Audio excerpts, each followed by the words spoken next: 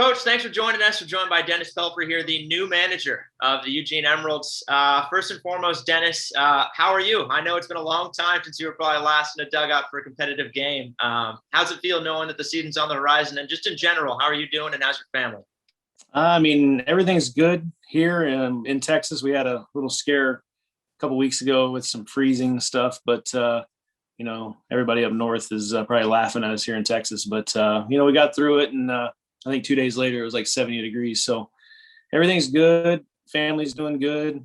It's obviously weather's nice here now. So baseball season starting up. MLB spring training started up a couple days ago. So it's exciting, and we're excited to get going. As far as minor leaguers, typically we're there in spring training, but we have to wait till they're gone before we go there. So got a few more weeks here at home before we head out, and just looking forward to it.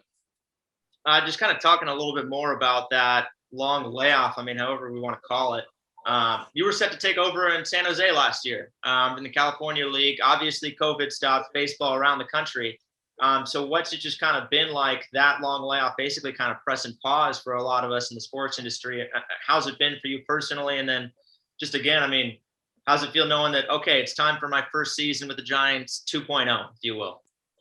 Yeah, for me personally, it was it was tough because coming into my first year with the Giants, coming out of independent baseball, and I got to spend a couple of weeks, 3 weeks in last January for a little mini camp, so to speak.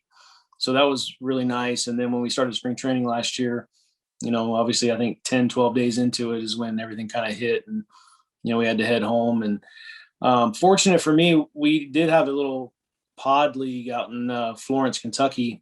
We had 3 of our Giants guys come out there to get some work. Logan Wyatt, Tyler Fitzgerald, and Simon Whiteman. And, so I got to be around those guys a little bit, which was nice. And then I got to go to fall instructs, spent 6 weeks in Scottsdale. We had 2 teams down there, two teams of minor league guys. And so they got some work in. It wasn't a whole lot, but they did get a little bit. And, we got to build some relationships and those things. So that was pretty nice. And then obviously just getting after it now, just kind of chomping at the bit to get out there. So speaking of getting out here, is anybody, obviously our first season as a Giants affiliate, has anybody kind of told you about what to expect in Eugene, and particularly what to expect with the M's as well? Other than you guys there and Alan, and just kind of, you guys seem to be excited about it. And I know it's going to be nice up there having a full season instead of the short season, which will be really, really nice. A lot more baseball, and being the high A affiliate, we're going to have very good prospects there. I'm bringing to the table that we're gonna win. We want to win, and we want to develop players and get them ready for the big leagues. But we also want to win, and we're going to create an exciting atmosphere, for the fans up there. Obviously, hit on a big note for M's fans here. We've been a short season franchise for a couple of decades now, so it's a big transition for us going up not to just 120 games, but going up to high A as well. So for M's fans that maybe love coming to the ballpark, but just have been so used to that short season format, mentality, what have you, how would you describe personally just the difference between short season and full season, and maybe more specifically kind of the level of play you'll see, even though it's still technically single A, just what fans can kind of expect to see in terms of a level of play here on Eugene? Hard for me to compare. Obviously with the Cubs, I'm not real sure what their philosophies and what they were doing with their organization. So what I do know is from the Giants standpoint, we're going to have several top prospects there.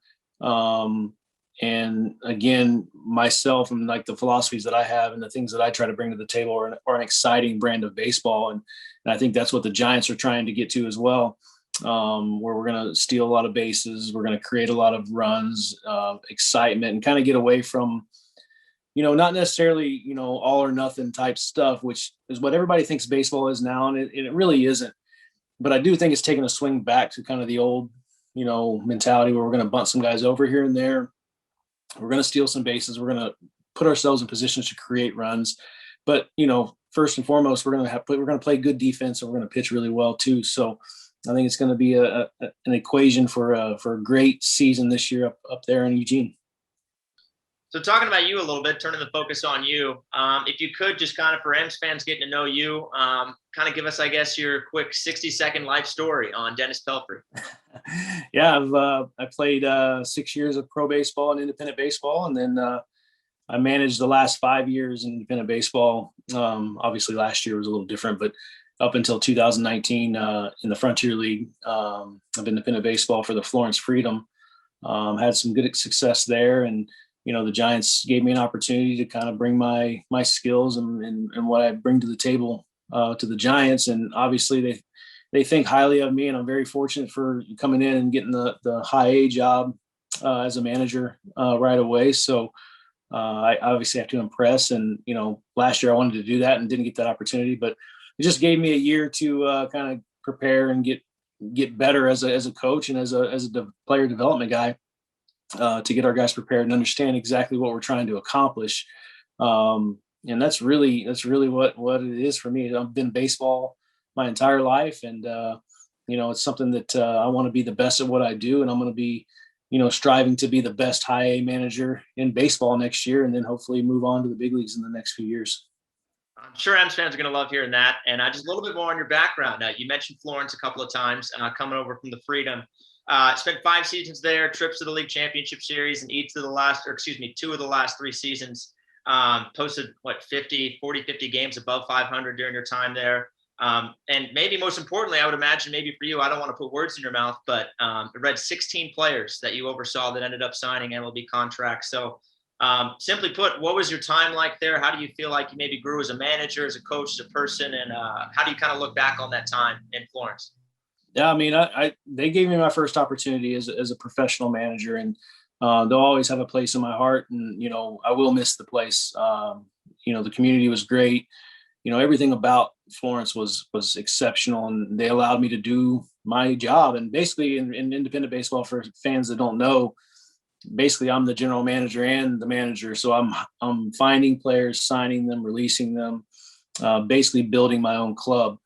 And yeah, we had a lot of success getting guys into affiliated baseball from there. I think the 5 years I was there, I don't know that there was another organization that had more guys picked up to affiliated baseball than us in any independent, team. I haven't looked it up, but if we weren't the most, we were right there in the top 3 of getting players promoted. So take a lot of pride in that, getting guys developed, moving on to higher levels and winning as well. So I think it's a good combination.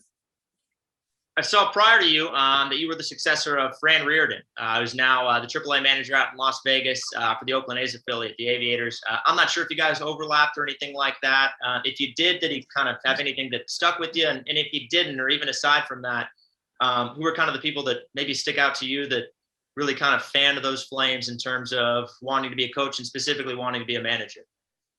Well, Fran, we're pretty close. We actually played together in the year 2000 for the Du Bois County Dragons. And that's where I first met Fran. And he ended up becoming our player manager halfway through the season that year. So I knew he was going to be a really good coach at some point, and obviously did a great job in Florence. And hopefully he gets to hear this, but I think I did a little bit better than him. But, that's kind of the competition thing. And, he was, if you will, a mentor for me. When I got the job with the Giants, I immediately called him and, asked him about it and kind of his path. And I think he did the same thing. He went to high A or maybe even low A from Florence. And then now, like you said, he's the AAA manager in the A's organization and doing well. So hopefully I can kind of follow in those same type of footsteps. And, I think having him, be able to give me some advice and things like that is just great. But going back to, somebody that's kind of motivated me was Greg Taggart. I played for him in independent baseball, and then I actually coached for him too for 4 years as a hitting coach for him for the Gary South Shore Railcats. And he taught me virtually everything about being a coach and being a professional and winning and doing things right, and having structure and organization. So I think that he's probably the most important for me. Kind of looking back on that as well too, you kind of honed in on the fact that as the skipper for the Florence Freedom, you're kind of a one-man band. I mean, you're the manager, but you're the GM as well. You're kind of putting it all together, so to speak. So in that kind of capacity, what are you anticipating is going to be different about your role with the Giants, and what are you maybe looking forward to most about this new challenge, really, with the Giants organization? The thing that I'm looking forward to the most is being able to do my thing and just coach and be what I am, opposed to having to worry about host families for players, releasing a guy, trying to find a player, without being able to go out and scout and things like that. So that's, to me, is going to free me up to be able to be the best coach that I can be. And I think that's in itself is the most important thing, and the most exciting thing for me. And then obviously, I'm getting some of the best players in the world that are going to be playing for me. And it's going to be fun to watch those guys and watch them develop and make it to the big leagues. And, I have a running joke with some of those guys about, who's going to get there first, me or you. So we're both going to work really hard, and we're both going to, continue to progress in our careers. So I'm going to go as a coach and you're going to go as a player. And that's going to be the competition part of it.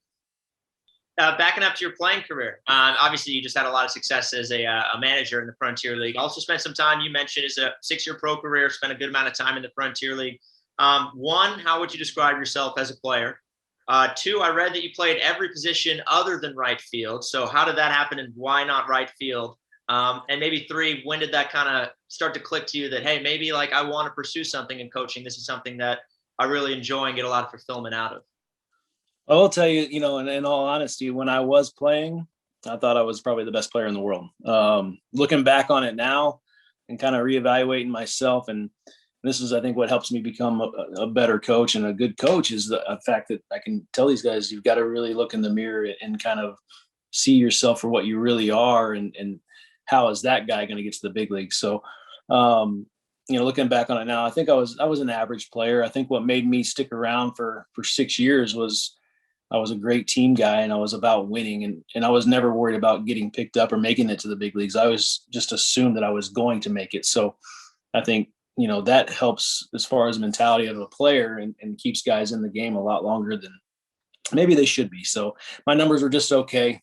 But again, I think I played the game to win. And, once Greg Taggart took over one of the teams I played on, we started winning. And, obviously him at the helm was great for us, and the right players involved, took care of that. So, I think that it's tough for me to say now, but, I was probably an average player. And, I always said, when I finished playing that, I got kind of shorted and, I got overlooked and didn't get an opportunity in affiliated baseball. But, looking back on it now, that I probably really didn't deserve that opportunity. And, I think they made the right decision by not taking me, and, somebody else got that opportunity and probably made it to the big leagues. So still got to find out more, though. Again, that versatility jumped out to me.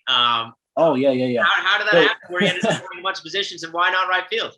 So I did play some right field too. I think it was like 2 games in my career. It just didn't get posted right, or it just says outfield, I think. But I did play every position on the field at some point in my career. And I did have 1 game where I played every position on the field as well. So that was pretty cool. But I think that, I came up as a shortstop in college. In pro ball, I was a shortstop my rookie year. And then I kind of bounced from second and short the next year. And, so at that point I knew that I wasn't going to make it as a shortstop once they started moving me to other positions. So, I tried to play third base 1 year. And then my 4th year, I really wanted to try the catching thing. And, I called Greg Taggart up and said, in the offseason, said, I'm going to come in as a catcher. And he's like, no, we're going to keep you. And I said, no. I said, if I'm not going to get an opportunity to catch, at least look at me. And if I can't make the team as a catcher, then I'll go play third or whatever. And he didn't really take me seriously. And I came up and I actually won the job. I was opening day starter as a catcher and made the all-star team that year as a catcher. And I feel like I would have had a good opportunity to make it somewhere, but I got hurt that season. And back when you could run over the catcher, I got ran over and broke my collarbone. So that kind of was towards the end of my career. I never really threw the same again. So that's kind of what, pointed me towards retirement. And then lastly, just kind of pivoting back to this next season. Again, we mentioned before, big year change for the Emeralds in general, moving up to high A, going to the long season, obviously coming off of just no season in general. But the big headline here, especially since we have so many Giants fans in this area, is that we're a Giants affiliate now, and people are pumped about that. So from your perspective, I know this is your first full season with the organization going into it, but what can you kind of tell fans about what to expect in terms of like a Giants ethos, a philosophy in terms of development, You hit on it earlier, kind of the intensity and the product that you're looking to put out on the field. But just diving a little deeper, what can fans expect, not just from the M's, but just from the Giants as a whole? Yeah, I think that, obviously from 2010 to 2020, that decade was great for the San Francisco Giants organization. 3 world championships, and a lot of people talk about, hey, we're in a rebuild year and, maybe we didn't do a whole lot in the off season or whatever. But I think what you're going to find is, from our leadership in the Giants organization, all the way down to the coaching staffs, we want to develop our own guys, and we want to make an impact, a big impact for a long time. And I think that doesn't happen by just going out and, signing guys here and there to try to fill voids. I think we try to make the guys compete at a high level all the way down to rookie ball. And I think that in itself is going to be something you're going to see here over the next, really probably even this year. You saw a little bit last year in the shortened season where we were 1 game away from the playoffs. I think this year, people are already kind of writing us out, but I think the Giants are going to be right there at the end, making a push. And, some of our prospects are going to get that opportunity. And it's just going to kind of be a wave of guys coming in every year. And we're going to be competitive. And I think everybody's on the same mindset, I think, is what really makes the Giants special. And what we're going to accomplish over this next decade, I think you're going to see a Giants program or a Giants organization that is going to be talked about as being one of the best over the next decade. Well, that was the perfect way to cap it.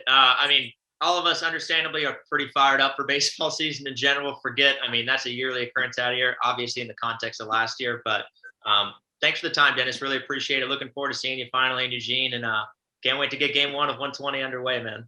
Yeah. What is it? May 4th, right? So yeah, but who's counting, right? Who's counting? Yeah, exactly. So I appreciate your time, and we'll see you guys soon.